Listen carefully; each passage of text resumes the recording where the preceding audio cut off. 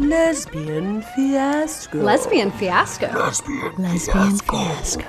I'm Nikki. And I'm Monte. And this is the Lesbian Fiasco. Lesbian Fiasco. Perfect, because this is the Lesbian Fiasco. Yeah. I don't even really know what this is. This is season 2 of the Lesbian Fiasco, a sapphic fiction storytelling podcast. The two of us read stories we have written, but the other has not read. We email the stories after we begin recording so the other does not have a chance to read ahead. There are no rehearsals. If you're enjoying the podcast, please follow, rate, and share. Enjoy the fiasco and all the unhinged cringe. All right, let's get on with the show.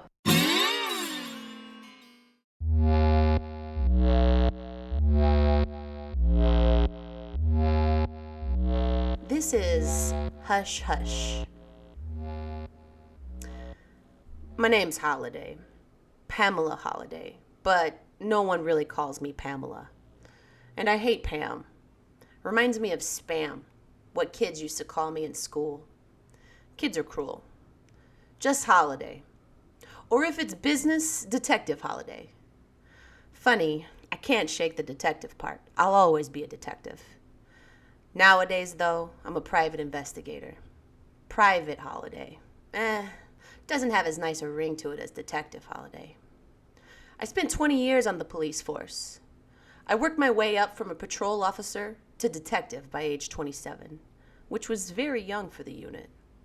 I got my share of harassment, but when they found out I liked pussy, they gave me even more bullshit, but at least it was behind my back. Solved lots of crimes for the city, mostly missing persons and homicide, but I retired early at 40. Wasn't a right fit for me anymore with everything going down in 2020. Black Lives Matter. I always knew there was a lot of corruption on the force, but when everyone started protesting, I got a good look at myself and I said, Holiday, this is all you know how to do, solve crimes. But what's the biggest crime of all? So I said my piece in front of the whole squad and they outcast me like some fugitive. Made my life a living hell, and I called it quits. Spent the rest of the pandemic like everyone else, held up in my little apartment staring at the ceiling fan. Middle-aged lesbian, unemployed. Oh yeah, my wife left me too.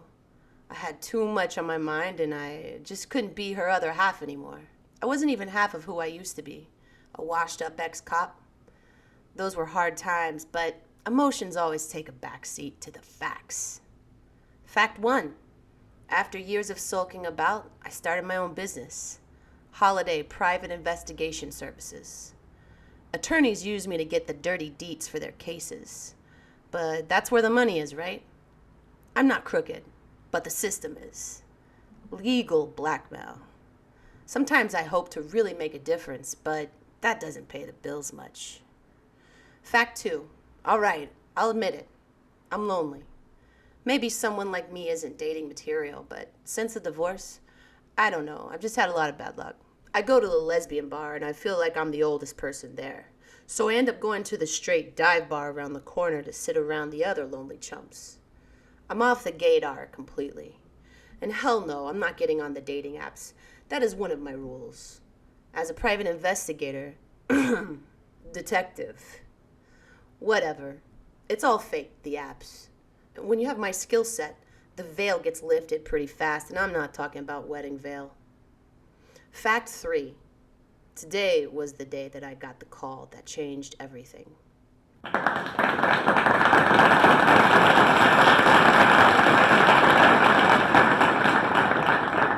Hi, thank you everyone for coming out to CrimeCon 2024.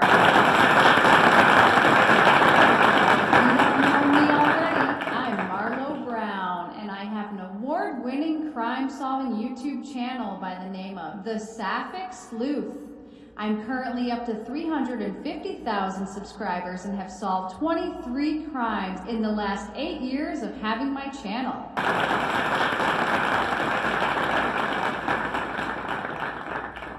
A little backstory about me. It started as a hobby when I was in uni studying English Lit. That degree amounted to nothing, but my obsession was with unsolved crimes. I started my YouTube channel to talk about crimes and link clues together.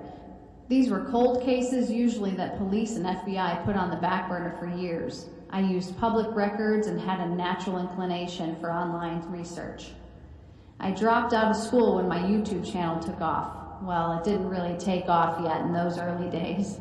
I just had a few followers, mostly being my family and friends. But when I cracked the infamous unsolved Carter twins case, I received a $100,000 reward, and it hit me. Pow! This is what I'm supposed to be doing. It's a calling for all of us here at Crime Con. Whether you're a true crime fan, creator, or professional, I evolved into being both a creator and a professional. And with an online community of my subs, we have ended up cracking cold cases together. I'll be in booth 356 if you have any questions regarding the channel, or if you want any signed merch. Hope everyone enjoys CrimeCon 2024. And as always, I'm not straight, but the facts are.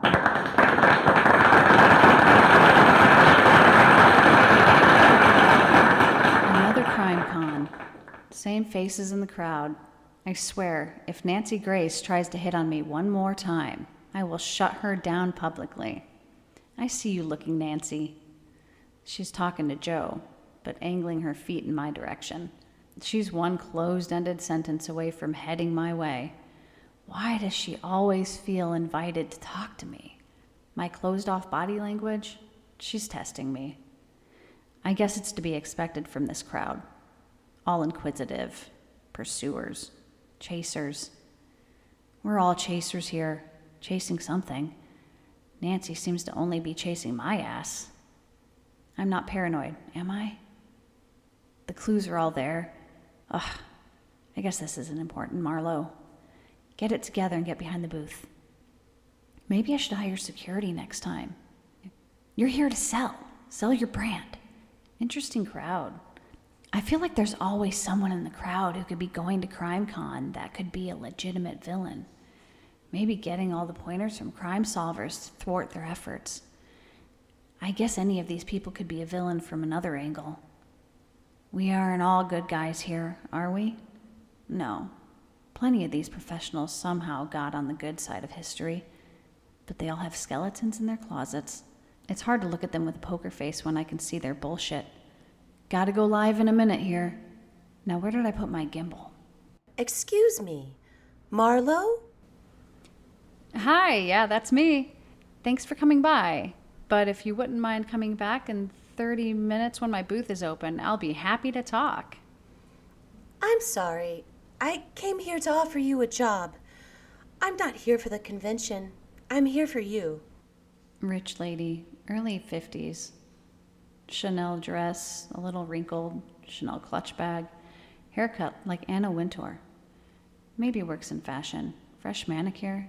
Glasses aren't Chanel, but they're big enough to be. Maybe she buys knockoff glasses because she loses them all the time. She wants to show me she has money. Eyes are puffy, hiding under those glasses. She's kind of hot. Okay, I'll bite. Okay, what can I help you with? I'm looking for someone. She's been missing for 4 months. The police haven't found any clues. They think she died, but I just can't. I can't. They have nothing. Will you help me, Detective Holliday? Huh, that's interesting. Why did I say interesting? And how did she find me? I don't advertise. I'm usually talking to monotone back office law firm suits. I haven't talked to anybody in days, especially a woman. I wonder who she is. 4 months, you say? She could have run away from you. Were you two lovers? Doesn't sound like family. We were lovers. I was her sugar mama, for the lack of a better term. But it was very discreet. I could use a sugar mama. If this gets me more subs, why the hell not take a private request? Lovers, huh? You have seen my YouTube channel, haven't you? Why do you think I'd be best for the job? One of the best for the job. I don't have much time to talk, but if you come to my house on Friday, I can give you all the information you need. I'll explain how I found you and everything. Here. Huh. Nice weighted cardstock. Worn edges, probably rolling around in a purse for a while. Doesn't seem like she's worked a day in her life. 310, that's West Side. Santa Monica, Malibu maybe. The address is on the back. Malibu? That's a bit of a drive for me. You'll be compensated for your travel time for this meeting.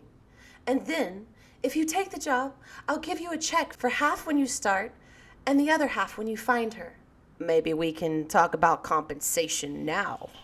You'll be compensated very well. I need to know what happened to my Mazzy. Mazzy? Malibu is a bit of a drive for me. Why me, lady? She probably has lawyer friends. Someone removed from her life. This was a secret lover. She doesn't want this to get out. Probably has a husband. I'm inquiring about another detective as well. If it works out, I'll hire you both. I work alone. I only work with subs on my channel, but I do everything mostly from home. This seems like a field case. I know it's out of the regular for you. Just come. Listen, please. All right, I'll come. Another detective. Shit. None of my old suits fit me anymore. They're all too big. Depression diet. Gotta love it. Why not? I'll get a check for driving there. Traffic will be murder. Husband will be gone for sure. But another detective? Huh. Maybe I'll just let whoever they are take the job. I collect my check for the day and split. I don't need any anomalies in my life right now. Mazzy, what did you get yourself into? I'm not doing it if I can't post videos about it. Maybe if I get scene footage, I'll have to take my GoPro. And my camera. And wear a recorder. I'm sure she's going to ask me to sign something saying I can't use the material. But if she does, if she doesn't let me record this for the Sapphic Sleuth, I'll give the job to the other detective. I don't have time for this anyway. Oh, God. Nancy Grace, don't come over here. I gotta hide. Malibu. Francine. Mazzy, the sugar baby. Wonder if she's a model or a stripper. OnlyFans? The relationship was discreet, so I'm sure this broad living on the beach picked her out of a lineup of women. Hey, Siri, make a note in the Notes app. Mazzy, question mark. UCLA student, question mark. Research OnlyFans, Mazzy. Celesbian, question mark. Their relationship was hush-hush, so there are definitely some secrets here. This is risky. I love it. Maybe she doesn't even live there. I haven't been to the beach in years. Ugh. I know it's gonna be too bright. Hawaiian shirt it is, fuck it. I'm not there for an interview. I'll wear what I want. Why do you even care? But nothing is ever as it seems, is it? Fiend.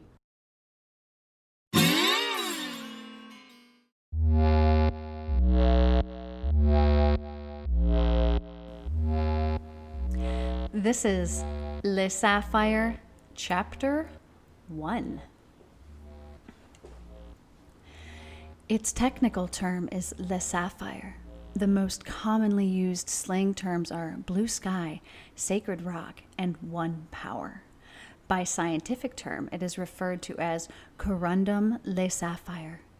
Unlike other stones, sapphires contain aluminum oxide, which occurs in every color of the rainbow and has a phenomenal characteristic: ever-changing colors.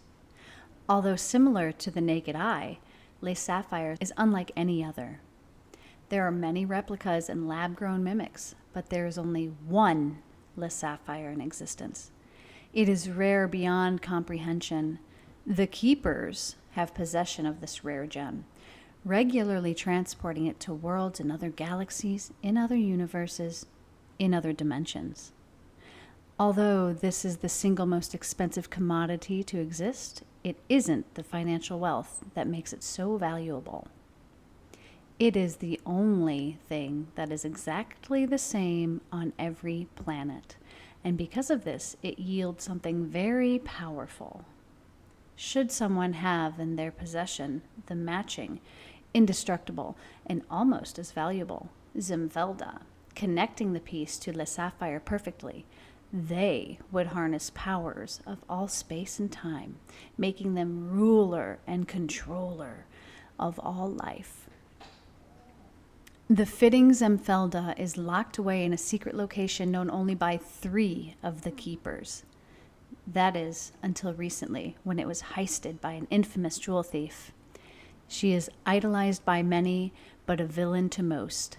Clytorius, commonly referred to as Sly Cly. Only one person is capable of stopping this cunning thief from getting her hands on Le Sapphire. That hero, reluctant to take on this mission, is Dr. Lingus, Dr. Connie Lingus, accompanied, of course, by her small sidekick she saved from a planet just before it was destroyed. Valvu, come here, to the teleport. I'm coming, Doctor. Move those little legs, Valvu. We can't let her get away. She won't get far. Jump!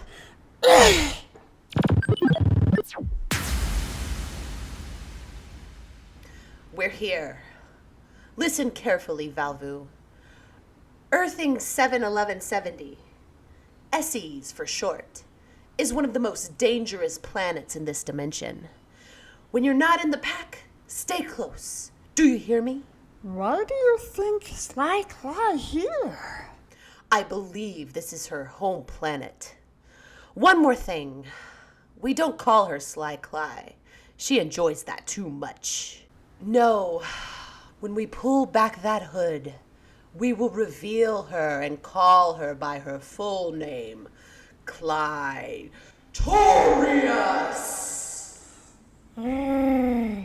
Yes, Doctor, as you wish. To your pack. Hang on tight. We're running fast. I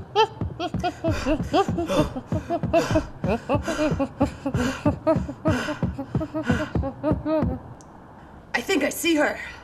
She's scaling a building. Are you strapped in, Valvu? Yes, Doctor. Let's climb for Cly. That's the spirit. Here we go. Dr. Lingus makes sure the pack is buckled to her tightly, then begins her ascent up a large skyscraper. She's climbed many great heights of all kinds using her homemade gadgets. This time, an all-glass building calls for her fingertip suction cups. Once they begin sucking, they don't stop until you forcefully release them, which makes this climb a breeze. We're on her heels, Valvu. It won't be long now. Are we almost to the top? Yes. Just a few short strides. Here. Now, where did she go? There! She's there! Good eye, Valvu. Darn it. She jumped to the other building's rooftop. Are you ready? As ever be. Dr. Lingus grabs Valvu from the pack. Valvu puts on a jacket with what appears to be a small spear gun attached. She points it and places her hand on the trigger. 1, 2, 3. Valvu, are you okay? Valvu hops to their feet and waves. Okay. Tie the rope tightly to something. I'm going to climb across. Like a seasoned tightrope walker, Dr. Lingus sprints across the rope with ease. From one building to the other, she pulls a trigger and the rope winds back up into the jacket. Valvu hops onto Dr. Lingus's back, holding on with all their might. They've almost caught up to Clytorius. Still running, just as the doctor begins to reach out, Cly turns back, eyes shielded by her hood. Only her mouth is visible. She smiles, kisses her hand, and blows. Something sprays from her palm into the doctor and Valvu's faces.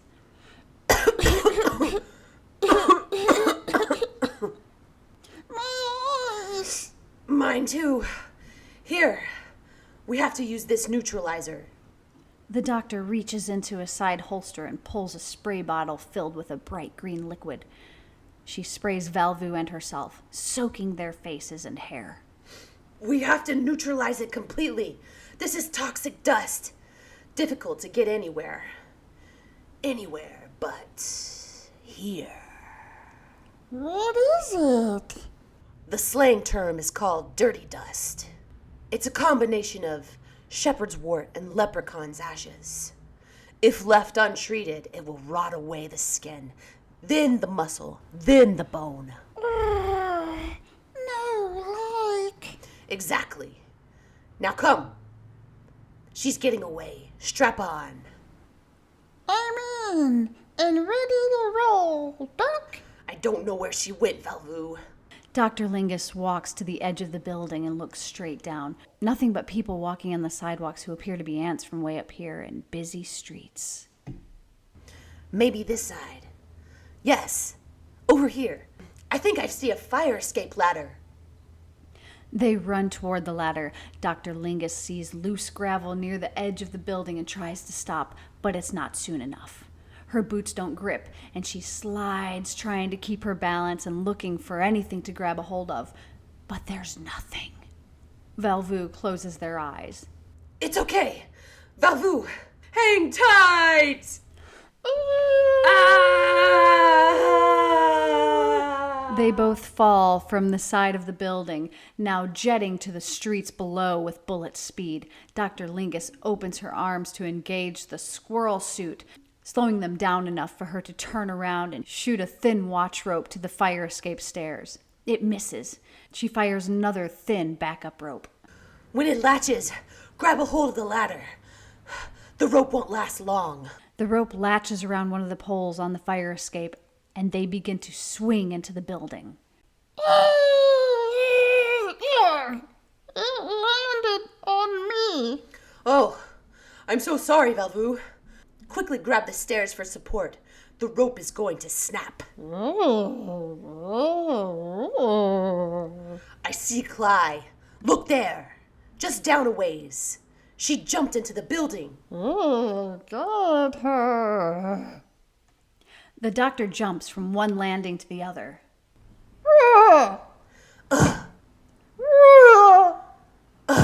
Here! She went into this window!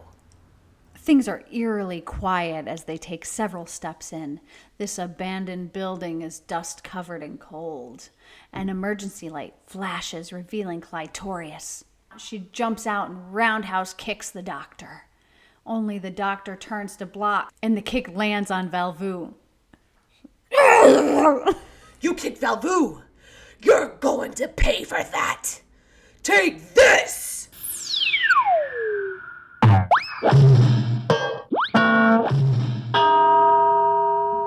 Ha ha!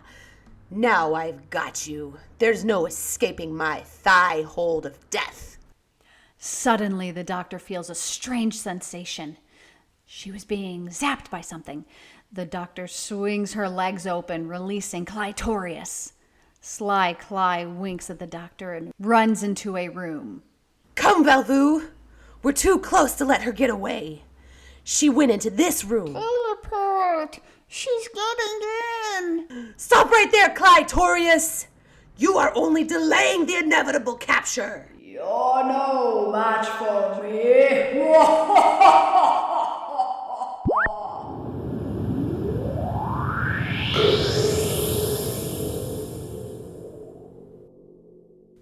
Doc, during the fight I was able to grab this. The Zimfelda.